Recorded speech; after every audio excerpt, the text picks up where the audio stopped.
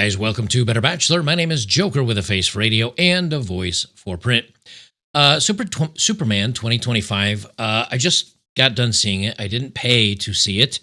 For those of you that often hear me complain that Hollywood should not get any more of our money, they didn't get my money. I got a chance to see it for free, and I did so. And, well, let's just say it wasn't worth the price of admission. I'm not going to really give away any spoilers about plot or storyline, nothing like that. So I will be very careful of that. But the biggest takeaway I have, and it seems that this is a problem with most movies we have today, is the men that were stoic, the men that I remember being stoic in both the comic books as I grew up. Yes, I was a fan. No, I didn't save them. No, I couldn't regurgitate things because I don't have them anymore, but I read them as a kid. I enjoyed Christopher Reeves. That's my Superman from my era. And I did not like this movie at all. There was not one redeemable thing I found enjoyable out of it. And I know that sounds a little strong, but to be quite frank, the acting was good, and that's about it. The writing was disappointing. The storylines were disappointing. I think the thing I hated the most about it was just the plot, the storyline itself. I'm excited to share with you guys about C15 from Fatty 15, the first emerging essential fatty acid to be discovered in more than 90 years. It's an incredible scientific breakthrough to support our long-term health and wellness, and you guessed it, healthy aging. Fatty 15 co-founder Dr. Ven Watson discovered the benefits of C15 while working within the U.S. Navy to continually improve the health and welfare of the aging. Based on over 100 studies, we now know that C15 strengthens our cells and it is a key healthy aging nutrient which helps slow biological aging at the cellular level. I obviously need to take that because I'm starting to look old and fat. In fact, when our cells don't have enough C15, they become fragile and age faster. And when our cells age, our bodies age too. To help fix this, a team of doctors working in collaboration with the U.S. Navy spent over a decade to develop the pure, optimized, and bioavailable C15, the main ingredient in Fatty 15. You can get an additional 15% off their 90-day subscription starter kit by going to fatty15.com/odd for odd man out and use code ODD at checkout. Links are down below as always, and I appreciate you checking out the sponsors that support content like mine. Now back to the video. My favorite superhero when I was a kid was Peter Parker, Spider-Man, because he was a kid, he was a nobody, he got goofed on a lot, he was smart. He was never able to show everybody who he was and his powers and his abilities, even though that would have made his life so much easier. He could have gotten the girl, he would have been more popular, he wouldn't have been picked on, he could have made more money than he did selling, his photos to the Daily Bugle. But to protect those he loved, he hid his identity, he hid his abilities, and he suffered because of it. And in many ways, that is a very masculine, stoic trait, to know that you could get ahead and your life would be a lot easier, but you'd put others at risk to do so, and so you suffered in silence. Spider-Man was pretty cool like that. With Superman, you'd expect the same thing. Superman has powers that many times referenced in the comic books, and I'm actually going to go down through some of the series of comics. For the last at least 50, 60 years, Superman has had to keep his powers in check. He has to keep a cool head because if he were to lose his temper, he has the power to level cities, just raise a city to the ground. And so you'd expect him to be kind of a measured, stoic, strong character that, yes, even though he might meet a villain that beats him up or outsmarts him or does something else, the perseverance and the strength to keep continuing on, even in adverse situations, and to hold that stoicism and hope and doing the right thing for justice and all the other kind of tropes that we come to associate with somebody like this. That's one of Superman's greatest powers. In this movie, and again, I don't think this is spoiling anything, so I'll be very careful about this. In this movie, he loses constantly. He gets enraged over social media posts calling him silly names. He lets his identity get known to multiple people, even though supposedly that would put them at risky danger. He doesn't take enemies outside of cities to fight them so he could keep the city safe or to protect the inhabitants. He has no problems fighting in the middle of the city against multiple big villains. There's never a moment of him trying to draw the monster or the bad guy away, so he doesn't hurt innocents in this movie. He's just emotional, and he whines, and he does everything but cry. There's one specific point in the movie where Crypto, the dog, something happens with him, and he absolutely loses his mind over it. And the strange part about it is he doesn't even really like the dog, or he doesn't act like he likes the dog. And then other moments he relies on the dog, and it just doesn't make any sense. There's no cohesiveness to the character himself. And that's, I think, what bothers me the most about this movie. I didn't like it. It'll be forgettable. It's not even a popcorn flick to me. There's a certain point in time where there's so much CGI and so much craziness and so many things going on that it just feels like noise and colors flashing on the screen. And for me, I find that very disinteresting. There's no character development. There's no one that's really interesting. Maybe I'm just getting old. Maybe because I'm growing up on movies from the 60s, 70s, 80s, 90s. Maybe because I grew up on that, I kind of need that in movies now. And just the flashing lights and the colors and the gee whizzes don't excite me. Because even if you go back to movies like, I don't know, Cobra with Sylvester Stallone, or trying to think of another good action movie that was kind of dumb. Well, like Rocky, a boxing movie, or even something like Demolition Man, which is just an action movie, or Blade, which is an action movie. They seem to have more character development where you actually feel something for the characters. And I don't know if it's because of the writing today. I don't know if there's so much action and silliness that it detracts from the severity of the situation. But at no point did I feel anything was meaningful in this movie, even though there were multiple times where something serious was supposedly happening. I just didn't see it that way.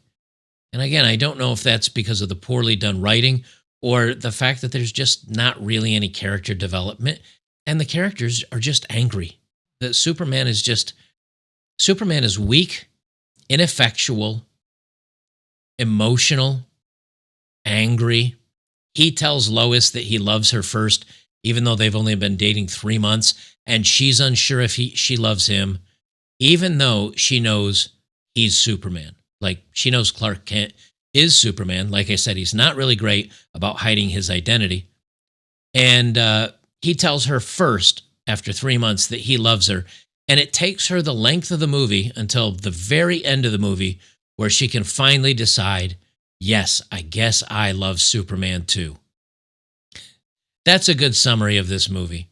It's a great summary of both women who could literally be sleeping with Superman and wondering if she could do any better. It's a good summary of the hero. It's a good summary of the writing. Every man in this movie cries at some point, I think. It's just, where are the stoic heroes? Where are the strong men that are actually masculine, that actually are good guys, that are actually powerful and strong and intelligent and capable? I don't know where they are anymore, but I can tell you now, it's certainly not in this movie, and it's certainly not Superman. As a matter of fact, the closest thing to being a good character in this movie, and one that actually has drive and intelligence, although he's lacking stoicism in most of it as well, because Hollywood, is the character that's Lex Luthor. I don't know the actor's name, but he does a good job of it, and it was very enjoyable. His character, at least, was somewhat enjoyable, somewhat believable. But other than that, swing and a miss. For argument's sake, let me just read you a little bit of the history of the character of Superman.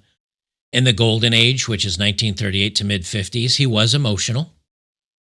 He did allow criminals to die. He did use deadly force in certain stories, like Superman #1, where he tosses a warmongering lobbyist out of a window. The fear of hurting innocents isn't a prominent concern. Instead, his emotions drive aggressive vigilantism. But mid-50s to mid-70s, they started remolding the character. That he had to mature. And so, emerging as a subtle theme in whimsical, sci-fi heavy plots, Superman's emotions are shown more playfully. The control is implied through his Boy Scout-like code, even though he does occasionally feel jealousy over Lois Lane or grief over Krypton's loss, which I don't think, I mean, it's understandable to grieve over a loss. But control is implied through his Boy Scout like code. Rare direct mentions include arcs, story arcs, where he suppresses rage against villains like Brainiac to prevent collateral damage, emphasizing his growing role as a global protector rather than a street level avenger. In the Bronze Age, 1970 through 1985, more frequent, appearing in about a dozen key issues as comics tackled real world issues, stories highlight his self imposed restraint, such as in Superman 247, where he grapples with pollution and human cruelty but channels anger constructively. The theme underscores his maturity, with narrative showing him as aware that unchecked emotions could level cities, a phrase echoed in later analysis. In the modern age, from 1985 to 2011, it becomes a staple of his character, mentioned in numerous arcs as part of John Bynes' reboot, emphasizing psychological depth. Examples include Superman for the Man Who Has Everything in 1985, where a hallucination reveals suppressed desires for a normal life. In the Death of Superman saga 1992-93, where grief and rage over losses are controlled to avoid harming allies. His greatest power is often cited as temper control, as in Kingdom Come in 96, where an older Superman withdraws after tragedy, fearing his emotions could lead to tyranny. This era stresses his mental inhibitors to feel human and limit accidental destruction. From 2011 to 2015, more prominent, with direct references in several crossovers and solo issues, in Action Comics 30, anger management is central to the Superman character. He uses techniques like deep breaths to counter provocations from the villain Harrow, who exploits his frustrations to push him towards losing control, i.e. risking harm to Wonder Woman or civilians. In the Doomed storyline in 2014, it shows him turning himself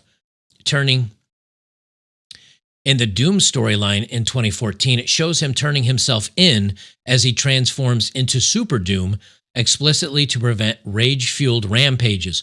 Childhood flashbacks, like in Superman 0, depict Martha Kent teaching him not to lash out at bullies like Caleb Withers, instilling early lessons in restraint. Red kryptonite exposure in arcs like Superman Wonder Woman induces violent rages, in which he combats via Kryptonian meditation or ally intervention, highlighting his fear of hurting innocents, like accidentally slaying Dr. Light.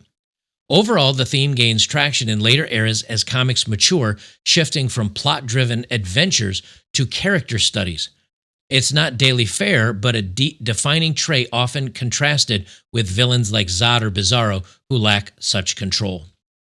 This is from Grok, and I asked it to kind of give me a summary of each era. And after the Golden Era, he really grows and matures into as his power grows. Of course, there's always power growth in superheroes, because they have to make the superhero a certain strength, and they have to bring forth a villain that will challenge that superhero.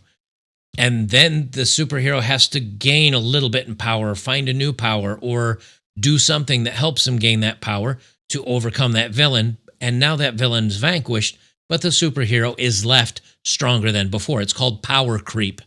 And it happens in most of these stories. Eventually, your hero gets so strong that you can't make a villain that is really bad enough to take him out. And that's usually when they'll do a story reset, bringing him back down to his roots and regrowing up again. I don't know what they were thinking in this movie series, but Superman doesn't win any fights. Again, I won't spoil much. He doesn't win at anything. He fails almost constantly. Everybody is stronger than him. Everybody is smarter than him. Everybody outwits him, outstrengths him. Everybody. And there's multiple instances of multiple characters and multiple villains that do so. There's nothing positive about this Superman, that's for sure. So, I thought I'd put this out there. If you want to see a good character, a good, strong, meaningful Superman that makes you feel happy for the truth, justice, and the American way, which is now truth, justice, and the human way, which I don't even know what that means. What is the human way? Because all humans are different when it comes to philosophy and judgment and laws and goals and aspirations. I don't know. Who knows? Don't know. But I thought I'd put this out there to let you know that if you want a good super villain superhero story, this isn't it. If anything, I think you'll come away feeling more frustrated than if you just hadn't seen it at all. 4 out of 10, and I give it 4 just because the CGI, a couple of the side actors, and and even this character played by what's his name, Corn Sweat. I don't know whatever his name is. I don't care. I don't care anything about Hollywood if I'm honest with you. The actors did a decent job with what they were given, but what they were given, it was hot slop, and I'd save your money on this one, or go see it on the high seas, or maybe wait till it comes out for streaming or something like that. 4 out of 10 at best. Others seem to like it, but it seems to fall into either you love it or you hate it, and I'd say I hate it, but I don't care enough to hate. I just don't care. It's nothing to see here.